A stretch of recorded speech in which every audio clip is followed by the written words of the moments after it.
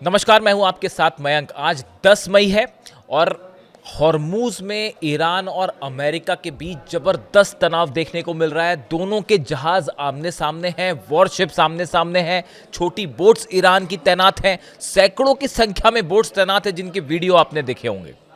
लेकिन इस बीच आज एक ऐसी खबर की चर्चा जिसने नॉर्थ कोरिया से लेकर अमेरिका तक सनसनी फैला दी है। मैंने नॉर्थ कोरिया का नाम लिया तो आप शायद समझ गए होंगे। खबर है किम जोंग उन के बारे में और मैं सीधा मुद्दे पर आना चाहूं। नॉर्थ कोरिया ने अपनी न्यूक्लियर पॉलिसी में बड़ा बदलाव कर दिया है और उसमें एक नया क्लॉज जोड़ दिया गया है और बताया जाता है कि किम जोंग उन ने खुद ये नई चीज अपनी न्यूक्लियर पॉलिसी में ऐड करवाई है और इसका सीधा कनेक्शन है ईरान से।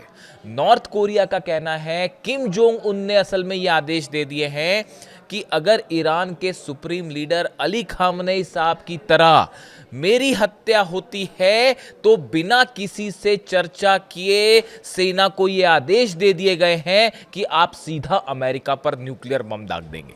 देखिए, ये एक बड़ा मेजर चेंज है नॉर्थ कोरिया की न्यूक्लियर पॉलिसी में और ये अपनाया गया है जिस तरह से ईरान पर हमले हुए, ईरान के सुप्रीम लीडर अली खामनेई साहब को टारगेट किया गया।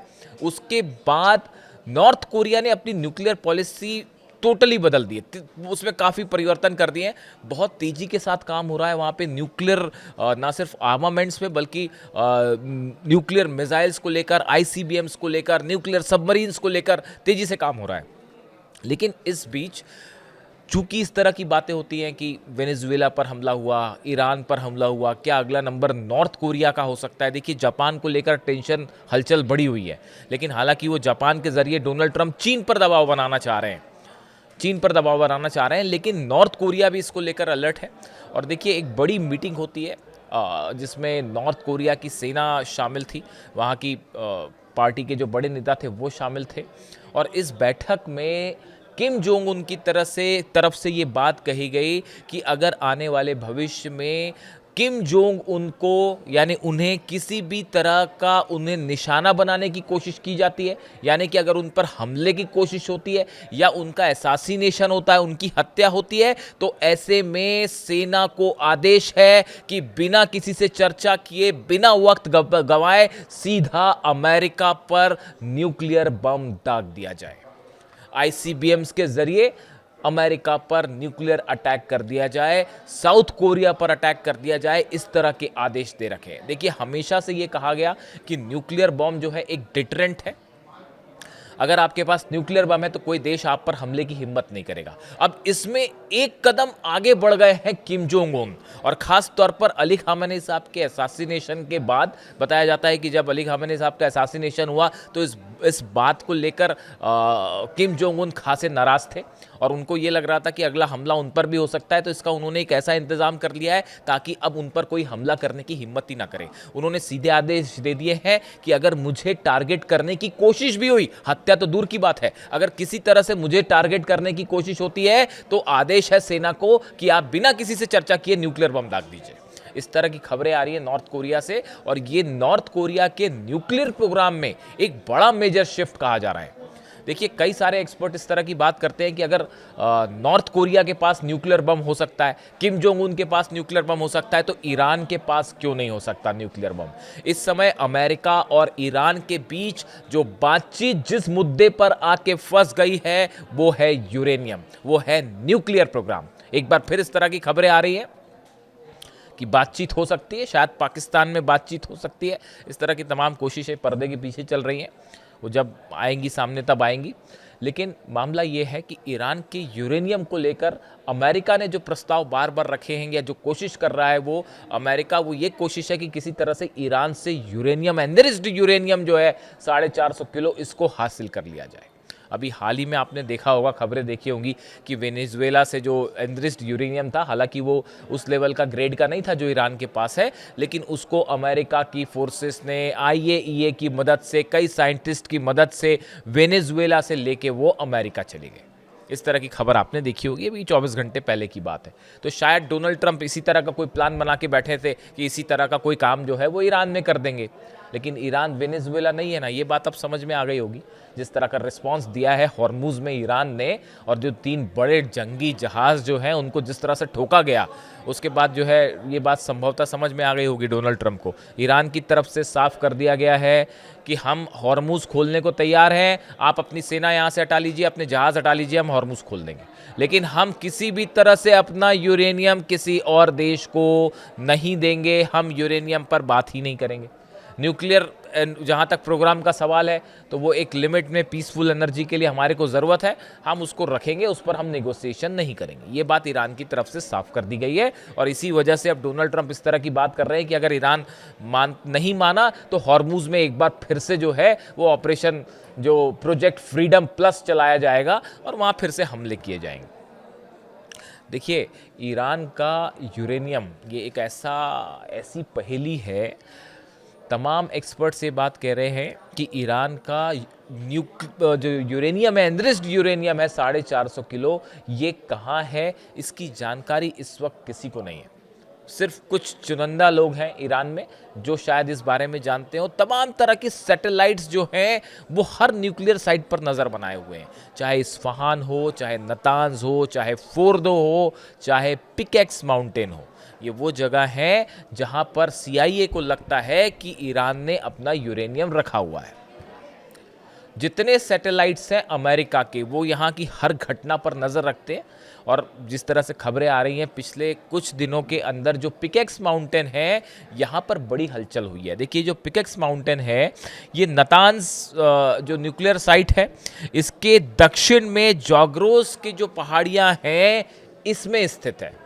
यानी ये एक ऐसा किला कह लीजिए आप इसको, ग्रेनाइट की चट्टानों से बना, जिसके नीचे अमेरिका का कहना है, CIA का कहना है कि इसके नीचे एक बड़ा न्यूक्लियर पावर प्लांट चल रहा है जो किसी बंकर बस्टर बम से तबाह नहीं हो सकता। वो ग्रेनाइट की पहाड़ियाँ हैं, जाग्रोस पर्वत श्रेणियाँ हैं, उसके नीचे ये न्यूक्लियर बड़ा प्लांट हो सकता है जिसके बारे में कोई नहीं जानता, और यहाँ पे तमाम तरह के सेंट्रीफ्यूजेस भी हो सकते हैं।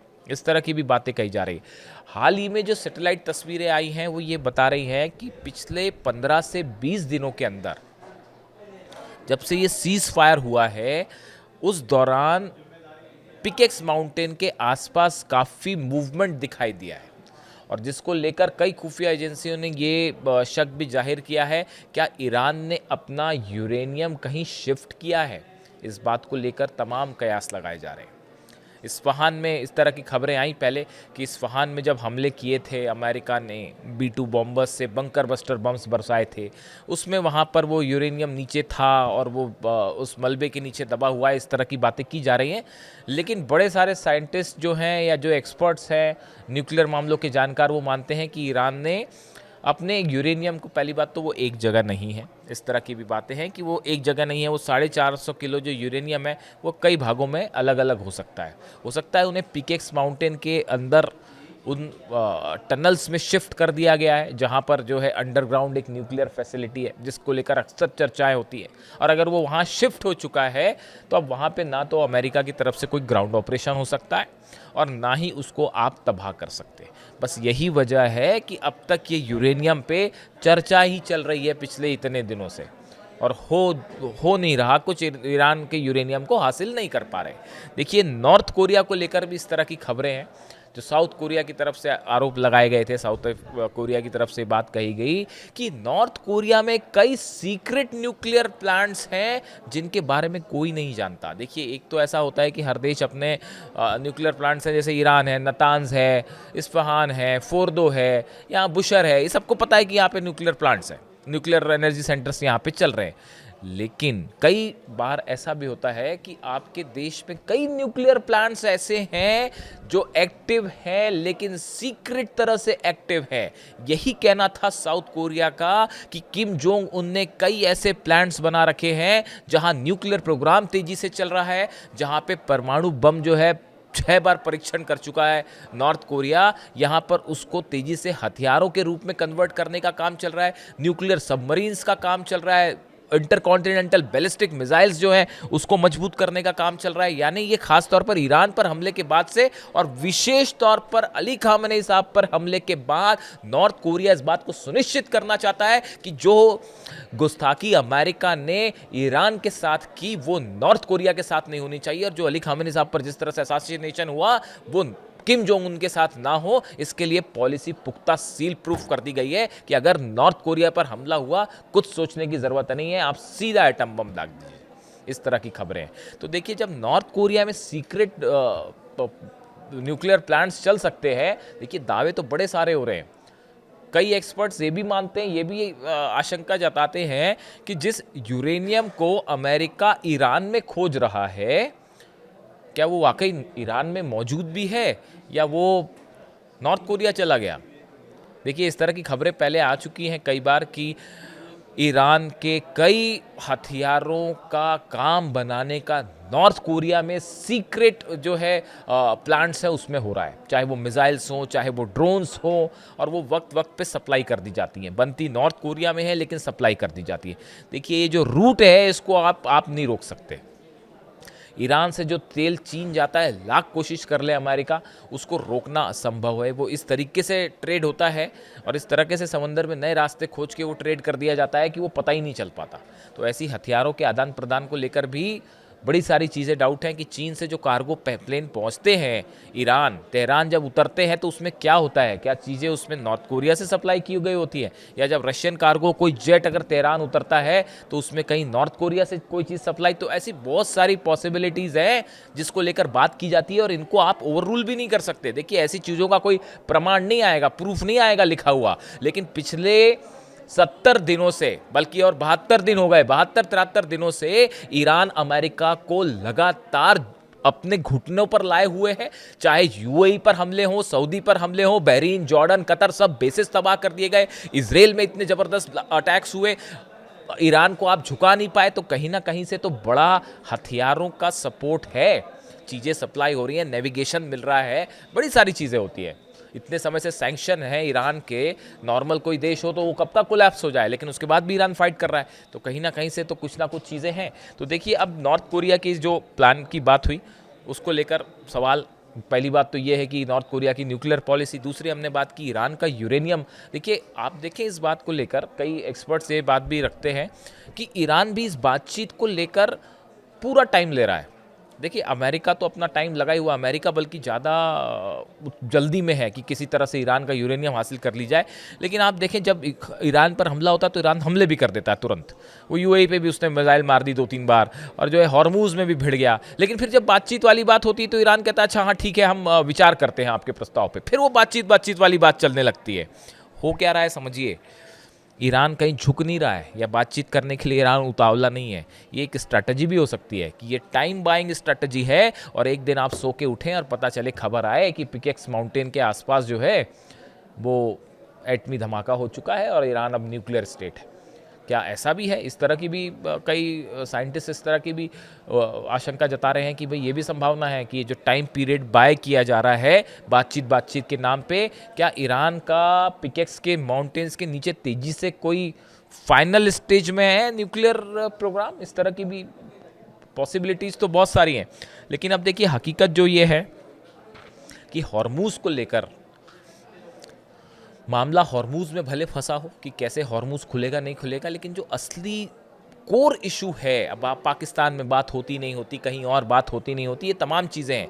लेकिन यूरेनियम को लेकर, न्यूक्लियर प्रोग्राम को लेकर दोनों में डेडलॉक है, और ये डेडलॉक आप किसी भी शर्त पर कुछ भी बात करते रहे, किसी चीज़ का कोई नतीजा नहीं निकलेगा जब तक यूरेनियम को लेकर कोई समझौता नहीं होता। और ईरान का स्टैंड साफ है, ईरान अपना यूरेनियम किसी कीमत पर नहीं देगा, इसके लिए चाहे जंग ही क्यों ना करनी पड़ जाए। और इस बीच नॉर्थ कोरिया की ये पॉलिसी, जिसको लेकर बार बार ये कहा जा रहा है कि भाई अगर नॉर्थ कोरिया के पास न्यूक्लियर बम हो सकता है तो ईरान के पास क्यों नहीं हो सकता, इस तरह के सवाल उठने लगे। और जो चर्चा की हमने कि नॉर्थ कोरिया की न्यूक्लियर पॉलिसी, कि किम जोंग उन कह रहे हैं कि अगर मेरी हत्या हुई या मेरे पर हमला हुआ तो आप कुछ मत सोचिए, सेना को सीधा आदेश है, सीधा आप न्यूक्लियर स्ट्राइक कर दीजिए। आपकी क्या राय है? वीडियो कैसा लगा कमेंट करके ज़रूर बताएं, और अपनी राय रखिए कि ईरान का अगला कदम क्या होना चाहिए।